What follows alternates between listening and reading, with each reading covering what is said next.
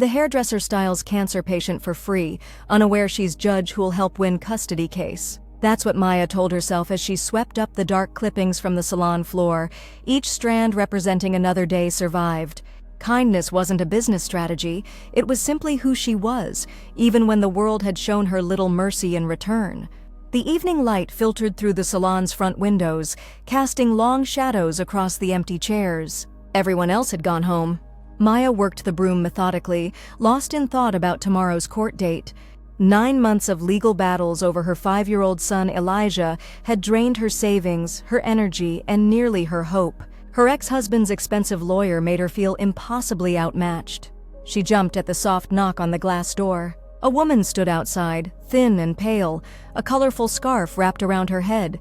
Maya recognized the hesitant posture, the slight hunch of shoulders that cancer patients often developed, as if trying to protect themselves from an invisible threat. The salon had officially closed 20 minutes ago, but Maya found herself walking to the door anyway. "I'm sorry," the woman said, her voice barely audible when Maya cracked open the door. "I know you're closed. I saw the lights on and took a chance." The woman, maybe in her 50s with kind eyes that crinkled at the corners, clutched her purse tightly. "I have an important meeting tomorrow and—" She gestured vaguely at her scarf. "The hospital gave me this wig, but I don't know what to do with it. I understand if you can't." Maya felt the familiar tug in her chest, the one that always overruled her exhaustion. "Come in," she said, stepping aside. "I've got time." The woman introduced herself simply as Helen, as she settled into the salon chair. When she unwrapped her scarf, Maya caught the slight tremor in her hands, the careful way she handled the wig she pulled from her bag. "It's my first time wearing one," Helen confessed, avoiding her own reflection. "Finished my last round of chemo 3 weeks ago." Maya nodded, understanding without needing details. She'd seen this before, the way cancer stripped people not just of hair but of confidence, of the very sense of self. She gently took the wig, a decent quality but generic style that did nothing for Helen's delicate features. "May I?" Maya asked, her fingers already working to adjust the wig's shape. Without waiting for payment details or appointment formalities, she fell into the rhythm of what she did best. "So what's tomorrow's meeting?" Maya asked, trying to distract Helen from watching her own transformation too critically. Helen hesitated. "Work. I've been away for treatment. Tomorrow's my first day back." Maya nodded, focusing on trimming the synthetic strands, angling them to soften the hollows of Helen's cheeks. "Important meeting, then?" "Yes," Helen said quietly. "Lives depend on the decisions I make." "Doctor?" A small smile. "Something like that." As Maya worked, the salon grew darker outside, but neither woman suggested stopping. There was something peaceful in the quiet focus, the gentle snip of scissors, the careful positioning of each strand. Maya found herself sharing small details about Elijah, his dinosaur obsession, his contagious laugh, without mentioning the custody battle. "He sounds wonderful," Helen said, her eyes warming. "You must be an excellent mother." Maya's hands stilled momentarily. "I try to be. It's not always easy alone." Helen nodded, something knowing in her expression. Single parenting is the hardest job there is. When Maya finished, the transformation was subtle, but remarkable. The wig now framed Helen's face naturally, with soft layers that brought attention to her eyes rather than her illness. For the first time, Helen truly looked at her reflection, her fingers brushing the strands in wonder. "How much do I owe you?" she asked, reaching for her purse. Maya shook her head. "Nothing." "Consider it a welcome-back gift for your return to work." Helen protested, but Maya was firm. "Sometimes we all need a little kindness, especially when facing something important." When Helen finally left, she hugged Maya with surprising strength. "Thank you," she whispered. "You have no idea what this means." Maya locked the door behind her, unaware that she had just styled the very judge who would preside over her custody hearing tomorrow. Morning arrived with a knot in Maya's stomach that no amount of deep breathing could untangle. She dressed carefully in her only proper suit, navy blue, purchased secondhand but meticulously tailored by her own hands. Elijah was with her ex-husband today, per their temporary arrangement. The thought of dropping him off at school herself, of having breakfast together every morning rather than just her allotted days, made her hands tremble as she applied minimal makeup. The courthouse loomed, all imposing columns and stone steps that seemed designed to intimidate. Maya clutched her folder of carefully organized documents, attendance records from Elijah's school showing she'd never missed a parent-teacher conference, medical records documenting every vaccination and checkup, character references from neighbors and clients, paper proof of what she knew in her heart: she was a good mother. Her ex-husband, Daniel, stood with his attorney near the courtroom doors. His suit probably cost more than her monthly rent. He'd always been handsome in that polished, confident way, but now his good looks felt like another weapon in his arsenal. The tech company he'd helped found had taken off right after their divorce, giving him financial resources she couldn't hope to match. Maya's attorney, Patricia, was competent but overworked, handling her case at a reduced rate. She greeted Maya with a brief squeeze of her arm. "Ready?" Maya nodded, not trusting her voice. "Remember, stick to the facts," Patricia murmured.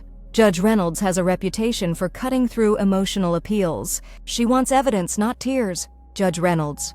Maya hadn't been able to find much information about her online, just that she'd returned recently after a leave of absence. As they entered the courtroom, Maya kept her eyes down, focusing on each step rather than the enormity of what was at stake. "All rise for the Honorable Judge Helen Reynolds." Maya's head snapped up at the name.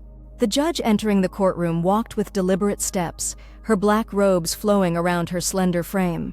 And though she wore no wig today, her short, stylishly cut gray hair framed a face Maya instantly recognized. Helen, her cancer patient from last night, settled behind the bench, her kind eyes now sharp and assessing as she surveyed the courtroom. If she recognized Maya, she gave no indication, her expression professionally neutral as she called the court to order. Maya's heart thundered in her chest. Should she say something? Request another judge? But what would that accomplish except delay and possibly antagonize the court? Besides, Helen had seemed kind. Maybe this was a stroke of luck. The hearing began with Daniel's attorney presenting their case first, outlining Daniel's new 4-bedroom home in an excellent school district, his flexible work schedule as a company executive, his ability to provide Elijah with advantages Maya simply couldn't offer. Each word felt like a physical blow. When Maya's turn came, Patricia did her best, highlighting Maya's role as Elijah's primary caregiver since birth, her consistent presence, the stability she'd provided despite financial constraints. But Daniel's attorney objected repeatedly, casting doubt on Maya's ability to provide the optimal environment for a growing boy. Through it all, Judge Reynolds, Helen, remained inscrutable, occasionally asking pointed questions of both sides, but revealing nothing of her thoughts. Not once did her gaze linger on Maya with any hint of recognition. "Ms. Garcia," Judge Reynolds finally addressed Maya directly, "your ex-husband makes a compelling case regarding resources. What would you say is the most important thing you offer your son that perhaps doesn't appear in these documents?" The courtroom fell silent. Maya felt the weight of Helen's gaze, searching now. This was the moment, to plead, to remind Helen of their connection, to leverage the kindness she'd shown. Instead, Maya took a deep breath. "Consistency, Your Honor. Not just in routines or presence, though those matter, but in values. I teach Elijah that worth isn't measured by what you have, but by how you treat others. That kindness matters more than status. That keeping your promises, even small ones, builds the character big promises rest on." Her voice grew steadier. "I show him daily that love doesn't require perfect circumstances, just perfect commitment." Something flickered in Helen's eyes. Not recognition exactly, but assessment. She nodded once, made a note, then addressed the attorneys. "I'll review the evidence and deliver my ruling tomorrow morning." As everyone rose to leave, Maya dared to glance directly at Helen, but the judge was already gathering her papers, her face turned away. Maya barely slept that night. Had Helen recognized her? Would it matter if she had? The legal system was supposed to be impartial, but judges were human. Maya alternated between hope and dread, replaying every moment of the hearing, wondering if she should have said more, said less, said something different entirely. By morning, dark circles shadowed her eyes. She covered them as best she could, dressed again in her navy suit, and returned to the courthouse alone. Patricia met her on the steps, her expression carefully neutral. "Whatever happens, remember we can appeal if necessary." Daniel and his attorney were already seated when Maya entered the courtroom. Neither looked in her direction. The minutes dragged until Judge Reynolds entered, her robes settling around her as she took her place. "Having reviewed all evidence in the matter of custody regarding minor child Elijah Garcia, I am prepared to deliver my ruling." Maya couldn't breathe. Her fingers gripped the edge of the table so hard they ached. This court finds that joint physical custody serves the best interests of the child, with primary residence to remain with the mother, Maya Garcia. The rush of blood in Maya's ears nearly drowned out the rest. The detailed visitation schedule, the holiday arrangements, the stipulations about communication. Daniel's face had darkened, his attorney already whispering urgently in his ear. Additionally, Judge Reynolds continued, Mr. Garcia will contribute to a college fund as outlined in Section 3 of my written decision, and will maintain health insurance coverage for the child. Ms. Garcia will retain decision-making authority regarding educational matters in consultation with Mr. Garcia. It was more than Maya had dared hope for. Primary custody, a college fund, continued health insurance. The room spun slightly, and she gripped the table harder. This court is adjourned. The gavel's sharp crack echoed. As people began to move, collecting papers and murmuring comments, Judge Reynolds paused. Ms. Garcia, a moment in my chambers, please. Daniel shot her a suspicious look as she followed the judge through a side door into a modestly furnished office. Helen closed the door, then stood facing Maya, her judicial authority momentarily suspended between them. You recognized me yesterday, Helen said simply. It wasn't a question. Yes, Your Honor. And you said nothing. Maya met her eyes steadily. It wouldn't have been right. Helen nodded slowly, removing her judicial robe and hanging it carefully on a wooden stand. Without it, she seemed smaller, more like the woman from the salon, though her bearing remained dignified. My ruling was based entirely on the evidence presented, Helen said, her tone leaving no room for doubt. Your ex-husband's resources are impressive, but money doesn't raise children. Consistency does. Values do. She paused. The kind of values that would lead someone to stay late and help a stranger for free. Maya swallowed hard. Thank you, Your Honor. Helen, please. We're not in court now. She gestured toward a chair, and Maya sat, her legs suddenly unsteady. Helen took the seat across from her. I want you to understand something, Maya. What you did for me, it mattered. More than you knew. Her hand unconsciously touched her short hair. That meeting I mentioned? It was with the Judicial Review Board, determining if I was fit to return to my duties after treatment, if I could handle the stress, the workload. A ghost of a smile. The way you made me look, it gave me back something cancer had taken. Not vanity, dignity. Maya felt tears threatening. I'm glad. When I recognized you in my courtroom, I considered recusing myself, Helen admitted, but I reviewed the case file thoroughly before the hearing. I knew what I was likely to decide before I ever saw you.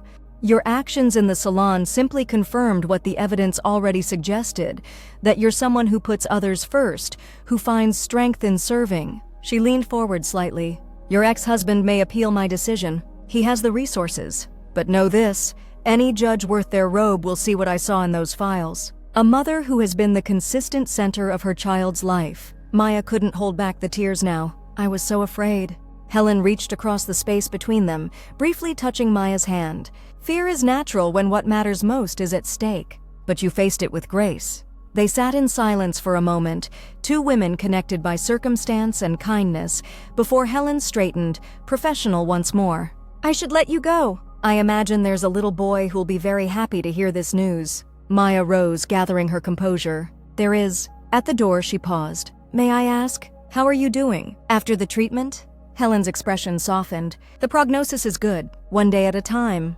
If you ever need another styling, Maya offered. I know where to find you. Helen smiled. Though next time I insist on paying. 3 months later, Maya expanded her salon hours to include one evening a week dedicated to cancer patients. Free styling, wig adjustments, head shaving for those just beginning treatment, whatever was needed. She called it Dignity Nights, and word spread quickly through support groups and hospital social workers. Helen came to the first session, not as a client but as a volunteer, helping people fill out intake forms, offering quiet words of encouragement, sharing her own experience when it seemed helpful. She and Maya developed an easy friendship, carefully separated from any court matters, but rich with mutual respect. Daniel's appeal of the custody ruling was denied.